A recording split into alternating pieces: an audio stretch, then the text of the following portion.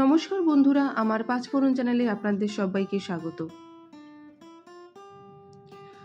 গরমে সবারই উচিত বাড়িতে একটুখানি হালকা খাবার খাওয়া এবং পুষ্টিকর খাবার খাওয়া।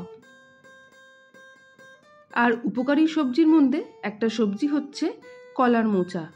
তাই আজ আমি আপনাদের সঙ্গে কলার মোচার ঘন্ট শেয়ার করছি। আপনারা তো বাড়িতে অনেকে অনেক রকমভাবে বানিয়ে থাকেন, তবে আজকে আমি মোচার ঘন্ট ছোলার ডাল আর কিশমিশ দিয়ে বানিয়েছি। পুরো ভিডিওটা স্কিপ না করে দেখুন এবং কমেন্টে জানান আমার মোচার ঘন্ট রেসিপি আপনাদের কেমন লাগছে। তাহলে শুরু করা হোক।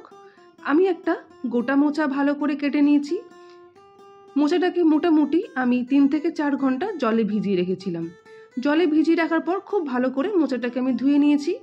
ধুয়ে প্রেসার কুকারে আমি মোটামুটি হাফ কাপ পরিমাণ জল দিয়ে এবং নুন হলুদ দিয়ে একটা সিটি দিয়ে সেদ্ধ করে নেব।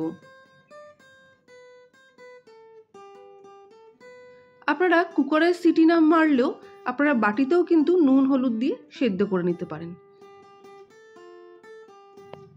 তবে সময় বাঁচানোর জন্য কুকারটাই শ্রেয়। আমি সামান্য পরিমাণ নুন আর হলুদ দিয়ে নিলাম আর হাফ কাপ মতন জল দিয়ে আমি একটা জাস্ট সিটি মারবো। ওর থেকে বেশি সিটির কিন্তু একদমই দরকার নেই। কুকারে মোচা সেদ্ধ হতে হতে আমি এদিকে নিয়ে নিয়েছি 2টো আলু ডুমু করে কেটে, 2টো টমেটো কুচি কুচি করে নিয়েছি, 3-4টে কাঁচা লঙ্কা আর 1 চামচ মতন আদা বাটা। আর নিয়েছি একটা গোটা নারকেলের হাফ মালা কুড়ানো আর মোটামুটি 100 গ্রাম মতন ছোলার ডাল আমি আগে থেকে ভিজিয়ে রেখেছিলাম। ছোলার ডালগুলো 1 ঘন্টা আগে ভেজালে চলবে, বেশি আগে ভেজানোর দরকার নেই। এরপর আমি কড়াইতে নিয়ে নিলাম 2 টেবিল স্পুন মতন সর্ষের তেল। সর্ষের তেল গরম হওয়াতেই আমি দিয়ে দিচ্ছি একটা তেজপাতা, একটা শুকনো লঙ্কা আর হাফ চামচ মতন 5 ফোড়ন। ফোড়নটা ভালো করে ভাজা হয়ে গেলে আমি সামান্য লবণ ছিটিয়ে আলু যে ডুমু করে কেটে রেখেছিলাম, ডুমু করা আলুগুলো আমি দিয়ে দেবো। গ্যাসের ফ্লেম আপনারা হাই রাখবেন, কমানোর কোনো দরকার নেই। পুরো আলুটা দেওয়ার পর যেহেতু আগে থেকে লবণ দিয়েই নিয়েছি তাই আর লবণ দেওয়ার দরকার নেই। সামান্য পরিমাণ হলুদ দিয়ে লালচে করে আলুগুলোকে ভেজে নিতে হবে।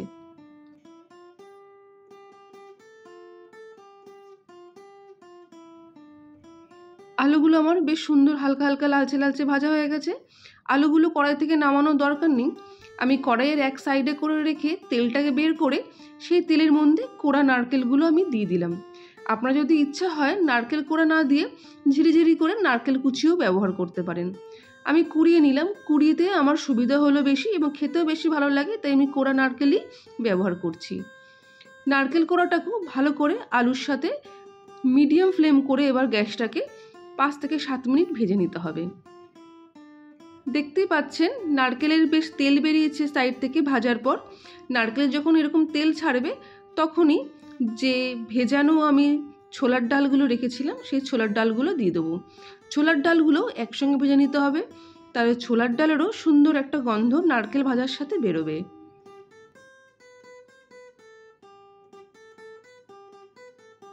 ছোলার ডালগুলো ভালো করে ভাজা হয়ে গেছে। এরপর আমি দিয়ে দিলাম যে 3-4টে কাঁচা লঙ্কা আমি মাঝখান থেকে ছিঁড়ে রেখেছিলাম, সেই চেরা কাঁচা লঙ্কা দিয়ে দিলাম। আর সঙ্গে যে 1 চামচ আদা বেটে রেখেছিলাম সেই আদা বাটাটাও দিয়ে দিলাম। আদা বাটাটা দিয়েও মোটামুটি 5-7 মিনিট ভাজতে হবে, যতক্ষণ না কাঁচা আদার গন্ধটা চলে যায়।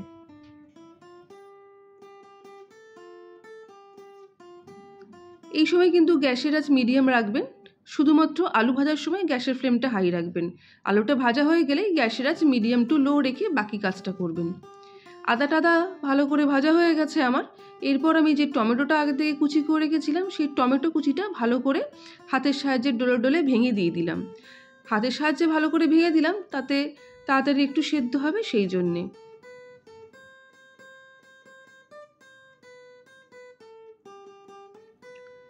টমেটোটাও অনেকটা গলে এসছে, দেখতেই পাচ্ছেন। এই সময় আমি দিয়ে দেবো হাফ কাপ মতন জল। জলটা কিন্তু অপশনাল, আমি জলটা দিলাম যাতে আমার বাকি মশলাগুলো ভালো করে আমি ভাজতে পারি সেই জন্যে। আমি হাফ কাপ জল দিয়ে ভালো করে নাড়াচাড়া করে এরপর আমি এতে দিয়ে দেব বাকি যে মশলাগুলো আমি এই রান্নায় ইউজ করব সেই মশলাগুলো। সামান্য পরিমাণ জল দিয়ে দিলে মশলাগুলো ভালো করে কুক করতে সুবিধা হয়। আমি দিয়ে দিচ্ছি 1 চামচ মতন জিরের গুঁড়ো, দিয়ে দেবো ঝাল লঙ্কার গুঁড়ো 1/2 চামচ, কেননা আগেই আমি কাঁচা লঙ্কা আমি ইউজ করেছি, তাই ঝাল লঙ্কার গুঁড়ো আমি 1/2 চামচ দিয়ে দিলাম পরিমাণ মতন হলুদ, আর দিচ্ছি এখানে আমি চিনি দিয়ে দেবো 1/2 চামচ, আর লবণ দিয়ে দেবো 1/2 চামচ। সব মশলাগুলো আমি আবারও একসাথে ভালো করে মিশিয়ে ভাজবো। লবণটা আমি ভালো করে মিশে যাচ্ছে, দেখতেই পাচ্ছেন। ভালো করে কুক করে নেবেন। এই সময় একটু টেস্ট করে দেখে নেবেন, যদি মনে হয় লবণটা কম তাহলে আমি আরেকটু লবণ দিয়ে দিতে আপনারা পারেন।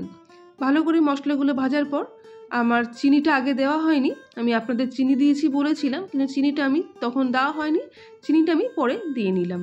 চিনিটা দিয়েও ভালো করে ভাজতে হবে, যেহেতু নিরামিষ রান্না তাই চিনিটা কিন্তু একদম মাস্ট।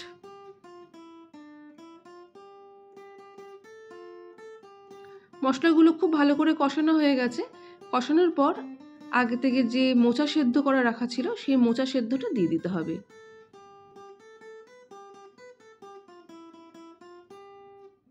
সেদ্ধ করা মোচার সাথেও ভালো করে আলু সমেত মশলা কষাতে হবে, একটু সময় নিয়ে কষাতে হবে। ভালো করে যদি মশলা কষানো না হয় তাহলে সেই রান্নার কিন্তু স্বাদ একদমই ভালো হয় না, তাই একদম তাড়াহুড়ো নয়, ভালো করে মিডিয়াম আছে আলু মশলা আর সেদ্ধ মোচা ভালো করে কষিয়ে নিতে হবে। আমার খুব ভালো করে কষানো হয়ে গেছে। আগে আমি 1/2 কাপ মতন জল দিয়েছিলাম আলু কষানোর সময়, মশলা ব্যবহার করব তার আগে। এরপরও ভালো করে কষানোর পর আমি আরও 1/2 কাপ মতন জল দিলাম, যাতে মোচার সঙ্গে আলু খুব ভালো সেদ্ধ হয়ে যায়। দেখতেই পাচ্ছেন আমার জলটা ফুটে উঠেছে। ভালো করে নাড়াচাড়া করে যেতে হবে যতক্ষণ না মোচাটা শুকনো শুকনো হয়। জলটা অনেকটাই টেনে এসেছে। ঠিক এই সময় আমি আগে থেকে ভিজিয়ে রেখেছিলাম কিছু কিশমিশ, আমি সেখানে দিয়ে দিলাম কিশমিশ। এখানে 50 গ্রাম মতন কিশমিশ আছে। এটা কিন্তু অপশনাল, যেহেতু নিরামিষ রান্না আর মোচার ঘন্ট, তাই আমি এই কিশমিশটা দিলাম। কিশমিশটা দিলে এর টেস্টটা কিন্তু আরোই ভালো লাগে। কিশমিশটা দিয়ে ভালো করে নাড়াচাড়া করে এরপর দিয়ে দিচ্ছি 1/2 চামচ মতন গরম মশলা গুঁড়ো। গরম মশলা ভালো করে নেড়ে ছেড়ে দিয়ে দেবো আমি 1/2 চামচ মতন ঘি আর গরম মশলা দিলে এই মোচার ঘন্ট কিন্তু সম্পূর্ণ রেডি। আর দেখতেই পাচ্ছেন জলটা পুরোপুরি টেনে গেছে, ঠিক কিরকম শুকনো শুকনো মোচার ঘন্ট হবে। আমার মোচার ঘন্ট সার্ভ করার জন্য একদম রেডি গরম গরম ভাতের সাথে। অতিথি আসলেও আপনারা এরমভাবে মোচার ঘন্ট বানিয়ে খাওয়াতে পারেন। আমার মোচার ঘন্ট রেসিপি আপনাদের কেমন লাগছে অবশ্যই জানাবেন, কমেন্ট তো করতে ভুলবেনই না। আর যারা নতুন বন্ধু এখনও সাবস্ক্রাইব করনি তারা অবশ্যই সাবস্ক্রাইব করে আমার পাশে থেকো। আর নতুন নতুন রান্না এবং সহজ পদ্ধতির রান্না আমার চ্যানেলে আছে, সেখানে গিয়ে দেখতে পারো। অবশ্যই লাইক আর কমেন্ট করতে কিন্তু ভুলো না। আবারও দেখা হবে অন্য একটা ভিডিও নিয়ে। ততক্ষণের জন্য টাটা, ধন্যবাদ।